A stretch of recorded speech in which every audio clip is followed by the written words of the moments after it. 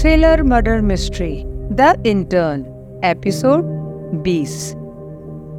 अमरीक ने आंखें खोली तो अपने आप को एक बंद कमरे में पाया।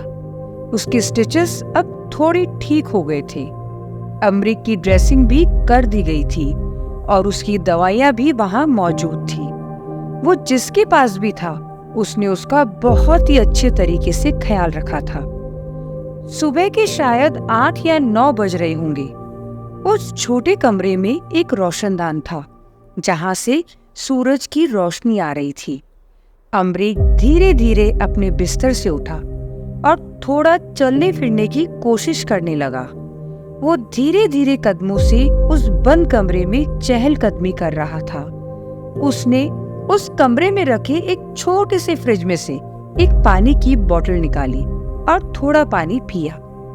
वो अब थोड़ा ठीक महसूस कर रहा था। अमरीक को पता था कि उसे जल्द ही बाहर निकलना होगा। वो बहुत देर तक यहाँ नहीं रह सकता था। उसने अपने कान दीवार की तरफ लगाए ताकि वो दूसरी तरफ की बातें सुन सके, परंतु कोई आवाज नहीं आ रही थी। इसका मतलब जो उसे यहाँ लाया था वो अब जा चुका था। अमरीक ने अपने कमरे का दरवाजा खोलने की कोशिश की, परंतु वो बंद था। अमरीक ने पास ही पड़े हुए एक ब्लैक हेयर पिन को उठाया।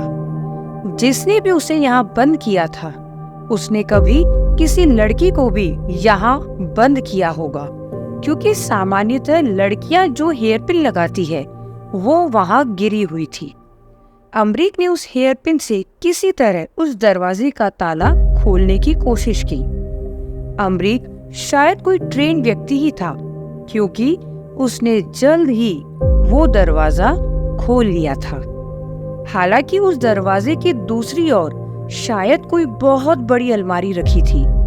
अमरीक ने धीरे धीरे दम लगाकर वो अलमारी भी एक तरफ खिसका दी थी। उसकी स्टिचेस में अब दर्द होना चालू हो गया था, क्योंकि अमरीक ने कुछ ज्यादा ही फिजिकल एक्सरसाइज कर ली थी। वो अपना पेट पकड़कर बैठ गया। धीरे धीरे कुछ समय बीता और अमरीक को याद आया कि वो कहाँ है। उसने सोचा कि यहाँ ऐसे बैठना खतरे से खाली नहीं होगा। उसे अभी बहुत कुछ करना था और उसे हिम्मत करके उठ खड़े ही होना होगा। अमरीक का जो भी मकसद था उसने उसमें एक अलग सी ऊर्जा भर दी थी। वो उठा और उस अलमारी को पुनः अपने स्थान पर खिसकाकर उस घर से बाहर निकल गया। अमरीक ने इस तरह पुनः उस अलमारी को अपनी जगह खिसका दिया था, जिससे किसी को भी पता नहीं चलेगा कि अलमारी अपनी जगह से हिली भी थी। अमरीक ने घायल होने के बाद भी गजब की हिम्मत और साहस दिखाया था। अमरीक किसी अपार्टमेंट में था। उसने जल्द ही मेन दरवाजा खोला और बाहर आ गया। लिफ्ट से होते हुए वो जल्द ही उस सोसाइटी से बाहर आ गया था। वो कोई साधारण सी ही सोसाइटी थी, इसलिए वहां के गार्ड्स ज्यादा एक्टिव नहीं थे।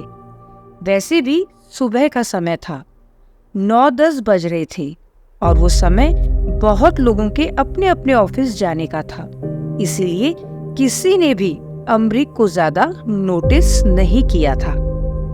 अमरीक उस बिल्डिंग से बाहर आ गया और धीरे धीरे सड़कों पर चलने लग गया। उसे नहीं पता था कि वो कहाँ जाएगा, परंतु सबसे पहले उसे अपना हुलिया सुधारना था। वो एक होटल में गया, जो कि शायद बहुत ही 3rd ग्रेड होटल होगा। उसने होटल में कमरा बुक किया। सर, एडवांस में 2000 रुपए देने होंगे, रिसेप्शनिस्ट बोला। उसे अमरीक को देखकर लग गया था कि इसके पास पैसे नहीं होंगे। क्या तुम यूपीआई लेते हो? अमरीक बोला। हाँ सर, मैं गूगल पे, फोन पे, अमेज़न पे सब लेता हूँ, रिसेप्शनिस्ट बोला। ठीक है, एक फोन लगाओ, अमरीक बोला। फोन? रिसेप्शनिस्ट झिझका। अरे कॉल के 10 रुपए और ले लेना यार, नंबर बोल रहा हूँ, फोन लगाओ, अमरीक बोला। रिसेप्शनिस्ट थोड़ा झिझका, परंतु उसने उस नंबर पर फोन लगा दिया जो अमरीक ने दिया था। वो नंबर रेनू का था। रेनू ने फोन उठा लिया। मैं अमरीक बोल रहा हूँ। अमरीक ने फोन उस रिसेप्शनिस्ट से लेते हुए बोला। रेनू किराए की ऑफिस में अभी अभी आई थी। उसके पैरों तले जमीन खिसक गई। अरे घबराओ नहीं, ये आदमी तुम्हें एक नंबर बताएगा, उस नंबर पर 2010 रुपये गूगल पे कर दो, अमरीक बोला। रेनू अमरीक से कुछ पूछना या फोन डिस्कनेक्ट करना चाहती थी, परंतु वो दोनों में से कुछ नहीं कर पाई और वो चुप रही। यदि अगले 2 मिनट में पैसे नहीं आए तो मेरे पास वास्को का नंबर भी है, अमरीक ने बहुत ही शातिराना आवाज में बोला।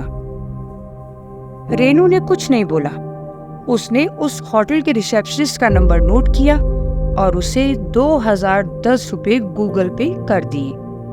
अमरीक ने होटल के रिसेप्शनिस्ट को देखते हुए बोला, ये नंबर नोट कर लो, मेरा सारा खर्चा ये मैडम ही उठाएंगी।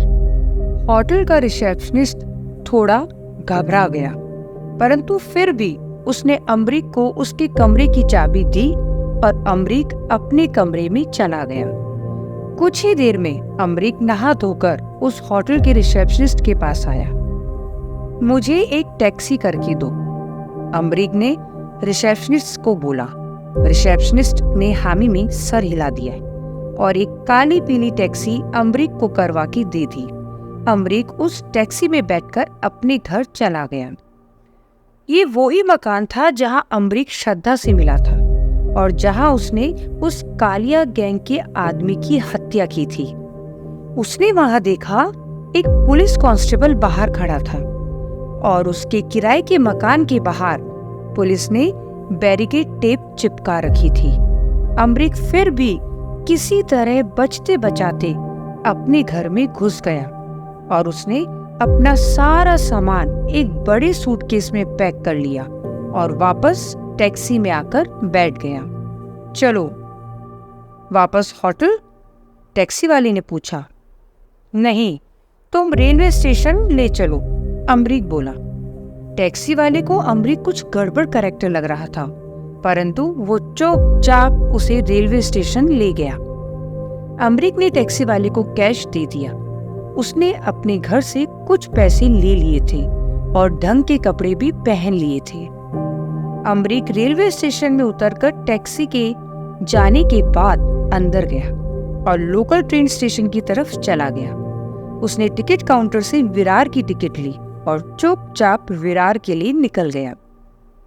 अमरीक बहुत ही शातिर खिलाड़ी था। जिसने भी उसे पकड़ा था वो ये नहीं जानता था कि अमरीक ने विरार में भी एक किराए का मकान लिया हुआ था। उसने ऐसे और कितने मकान लिए थे ये कोई नहीं जानता था। अमरीक जल्द ही विरार पहुंच गया और अपने दूसरे मकान में चला गया। अमरीक का वो मकान एक छोटा सा मकान था, केवल 1 BHK। वो सोसाइटी भी कोई खास सोसाइटी नहीं थी और बहुत ही मामूली सी थी। अमरीक ने जल्द ही अपने बेड पर अपना बड़ा सूटकेस रखा और उसमें से एक पाउच में से एक सिम निकाला और कुछ सोचने लग गया। अमरीक तुरंत ही अपने घर से निकला और जल्द ही पास ही के मार्केट में पहुंच गया और एक फोन की दुकान की तरफ चला गया। उसने एक नया नोकिया का सस्ता फोन लिया और उसमें वो सिम डाल दिया। अमरीक पुनः अपने घर आया और किसी को फोन लगाया। उसने कुछ देर उस व्यक्ति से बात की और फिर उसने सिम अपने उस फोन में से निकाल दिया था और उस नोकिया फोन और सिम को अपने बड़े बैग में रख दिया। अमरीक घायल था और इस दिन भर की दौड़ धूप से बहुत थक गया था। उसे पता भी नहीं चला तब वो अपने बिस्तर पर लेटा और नींद की आगोश में चला गया था। उसे आराम की सख्त जरूरत थी।